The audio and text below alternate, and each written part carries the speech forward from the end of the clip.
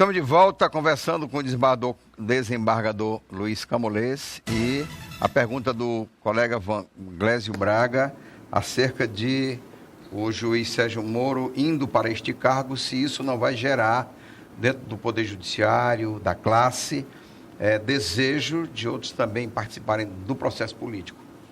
Eu torço para que isso aconteça. Torço muito. E é bom que como aconteça. Cidadão. E por que isso é importante? Eu sempre defendi que o judiciário deve ser protagonista e deve sair de dentro dos seus gabinetes. Qual a forma melhor do judiciário sair de dentro dos seus gabinetes? Essa é uma das formas. Política. Eu não sei se é melhor, mas é uma das formas. E uma das formas legal. Ele vai saindo de uma maneira legal. Ele vai, quando eu digo legal, com o respaldo da lei. E ele vai ser cobrado também pela mesma lei que o levou lá, é a mesma lei que vai cobrá-lo. Isso é muito importante.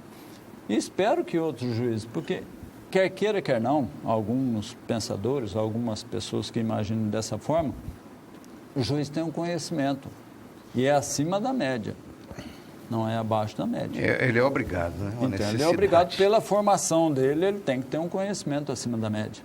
Ele tem que ter um nível de conhecimento de todos os assuntos, ainda que não com tanta profundidade, mas ele tem que conhecer. Isso já é um perfil diferente. Ele já leva uma experiência completamente diferente para um cenário nacional. E isso vai abrir uma porta muito grande e importante. Eu entendo assim. Porque é mais fácil você manter uma conversa em um determinado nível com um magistrado do que uma pessoa que não tem conhecimento.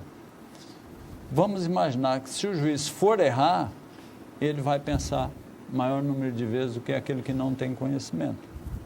Quando ele for agir, ele vai ser levado a pensar também. Ele conhece o outro lado. E ele vai passar a figurar, dependendo da ação dele, desse outro lado. Ele vai ser cobrado desse outro lado, que ele era acostumado a cobrar. Isso é importante? É muito importante. E o judiciário passa a ter uma figura diferente, não através do Sérgio Moro, mas através daqueles outros que vão representar no cenário nacional, no cenário local. Senadores, deputados federais. Sim, o Flávio Dino é um caso da turma do Moro até. Eu fico muito triste quando acabo de assistir o resultado de uma eleição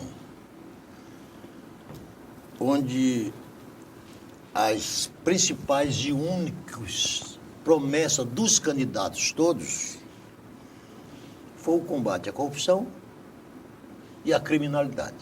Isso é uma obrigação. Que é uma obrigação. Isso é obrigação. É uma obrigação.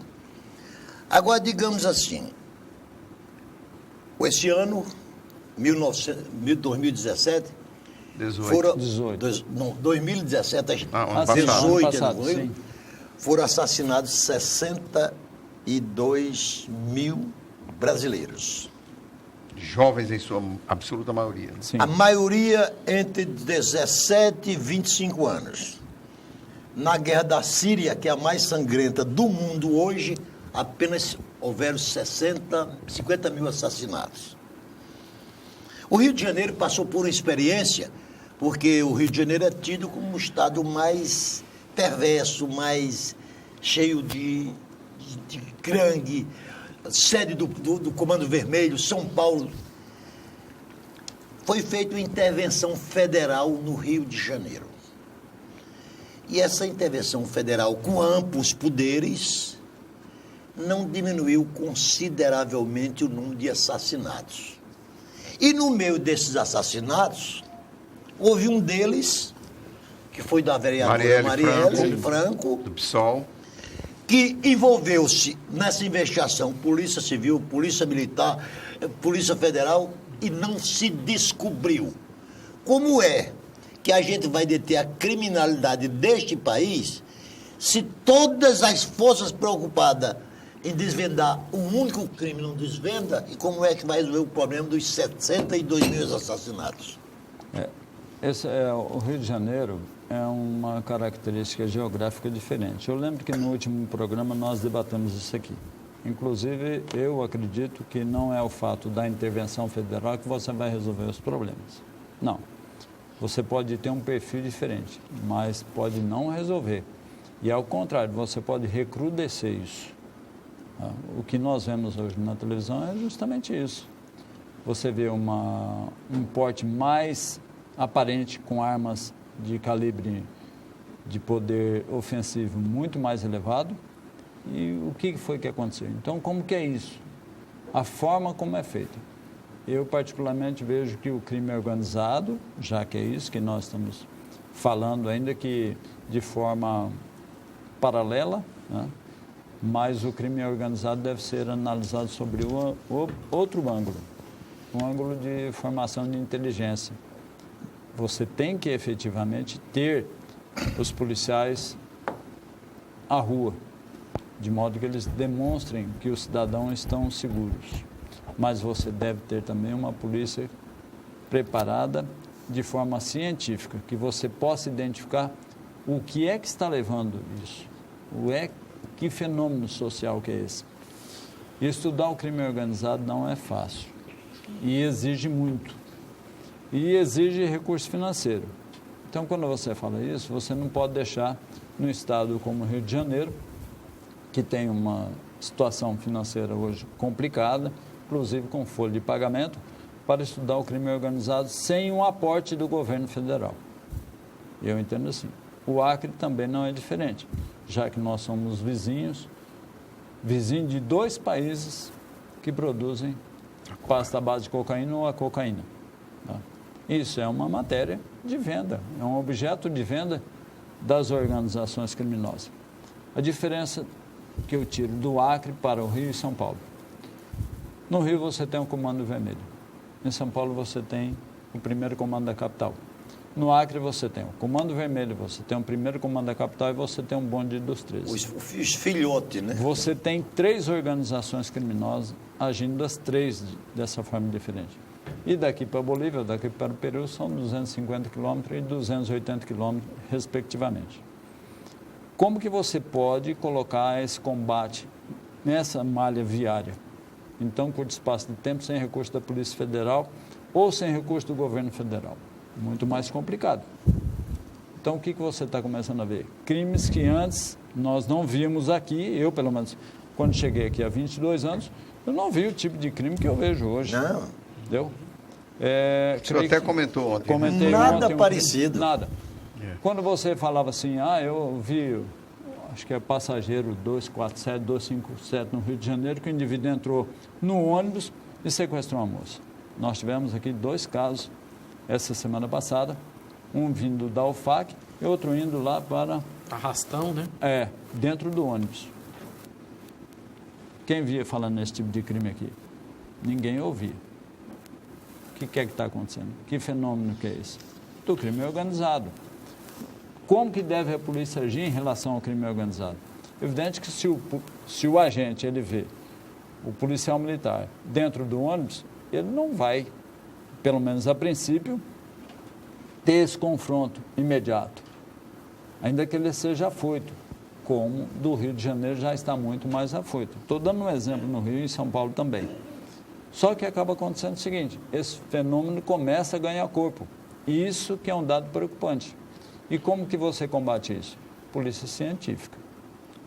E você, com o Estado, você não tem só o Estado meios eficazes para fazer isso, porque você depende de uma série de circunstâncias. Nós debatemos aqui no último programa, inclusive, a imagem tirada por drone, que nós não temos isso, mas é uma tecnologia que existe e deve ser implementada. Então você tem uma gama maior e você tem que se preocupar quanto a isso. Isso não é um problema local ou estadual, isso é um problema nacional. Desembargador, tem uma frase que já virou um bordão na sociedade. Sim. Uma frase que já foi repercutida por políticos, por militares, por alguns advogados, e ela diz o seguinte: a polícia prende e a justiça solta. Até hoje, pouco se fala sobre isso. Parece que a justiça não dá uma resposta a essa pergunta, né? Esse bordão. Então, assim, é isso mesmo que acontece? Por que não há uma repercussão, uma resposta para a população bem maior? Deixa eu acrescentar. Fique à vontade. Eu ouvi do presidente eleito, quando o candidato de que ele poria fim à audiência de custódia. Certo. Na hora eu olhei e disse, ele não tem poderes para isso, nem como presidente da República. E eu queria ouvir, dando, né, a sequência à pergunta dele, o senhor fazia avaliação dentro do mesmo contexto. Sim. Bom, Porque a audiência de custódia é aquilo que diz, não, vai lá, o juiz solta. Então, e já discutimos aqui no programa também. Muitas vezes. O judiciário sempre deu a resposta. Nesse aspecto. Por que o juiz solta? Eu não posso escolher se o indivíduo fica preso, ou o outro juiz que está, pela cor do cabelo, pela cor do olho do narciso, pelo traje. Não. Porque eu tenho um provimento legal, eu tenho uma imposição legal que vai me conduzir isso. Acontece o seguinte, vou falar de Acre agora. Certo. O Acre, costumeiramente é chamado, não digo chamado a atenção, mas chamado a dar explicação ao Poder Judiciário. Por que prende tanto? Proporcionalmente falando, o estado do Acre é um dos que mais mantém preso. Então, essa fala, esse bordão, esse jargão, não se aplica ao Acre. Inclusive, a ministra Carmen Lúcia cobrava, porque não é ela mais. Por que o Acre prende tanto? Porque tem que ficar preso. E por que quando solta tanto, que é o que a comunidade Porque tem que reclama? soltar. Porque tem que soltar. Então não tem como, o juiz não deixa preso pela cor dos olhos da pessoa e assim por diante. Esse é um perfil que a lei foi traçando para que isso chegue nesse aspecto. Né? Vou dar um exemplo aqui, quando eu ainda estava como juiz da Vara de Órfãos, antes de assumir a ASMAC, eu estava num plantão. No plantão chegou um jovem que tinha sido surpreendido com umas peças de moto subtraídas, ou seja, produto de furto na receptação. Ele estava armado e ele resistiu à prisão. 3 crimes. Pelo tipo da pena, eu não conseguiria mantê-lo preso, com 3 crimes. Preso em flagrante, eu não conseguiria manter. Puxei o histórico dele, a folha de antecedentes. Ele estava em livramento condicional, condenado a 27 anos de prisão, no livramento condicional. 27 anos de reclusão, no livramento condicional, cometendo esse tipo de crime. Consegui encaminhá-lo de volta ao cárcere ou decretar a prisão preventiva dele, por conta da disposição legal, em razão desse outro fato. Mas se fosse pelos 3 primeiros, eu teria que soltar. Como que a pessoa pode imaginar que o juiz queira soltar o indivíduo que faz isso? Afronta a polícia militar na resistência à prisão? Evidente que não, mas eu ou qualquer outro juiz tem uma imposição que ele tem um limite para agir.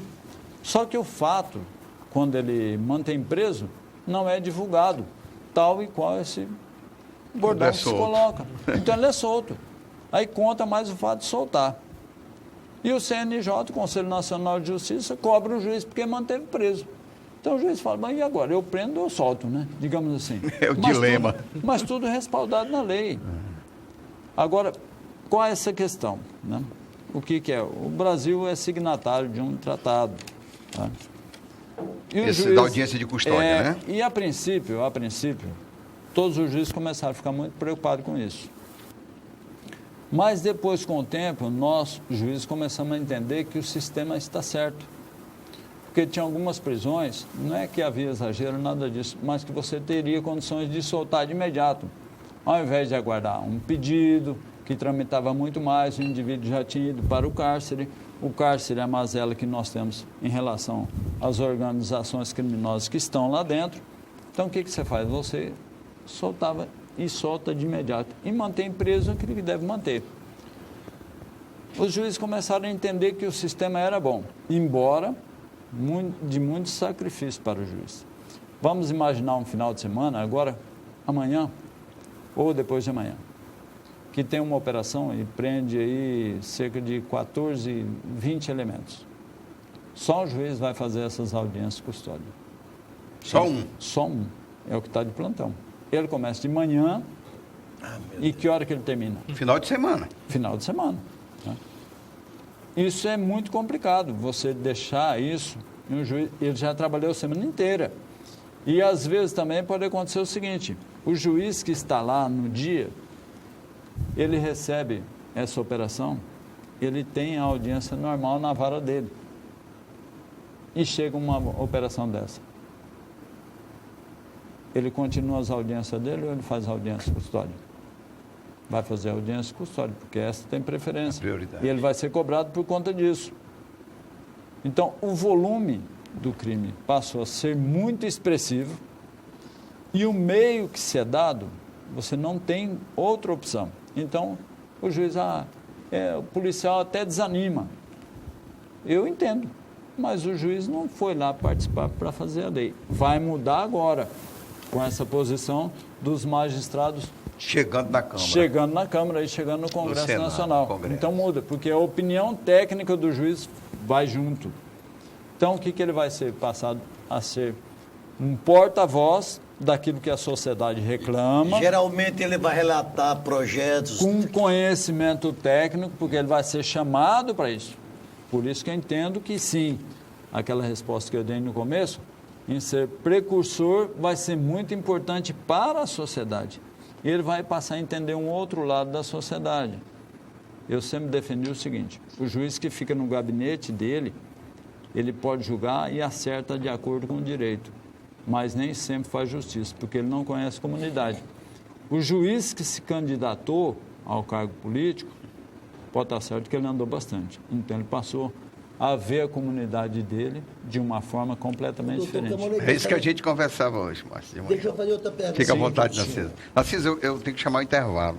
Então chame. Vou chamar o intervalo e também a gente quer abordar no terceiro e último bloco Pois não. sobre o Tribunal de Justiça do Acre. Sim. As mudanças, como o Van Glés falou no começo, né? Teve eleição. Perfeito. Perguntazinha pra fazer. Sim. Faça a pergunta e ele responde ou na Não, volta? faça depois. Na volta? Intervalo, voltamos daqui a pouquinho para o terceiro e último bloco do Tribuna Livre, conversando com o desembargador Camolês.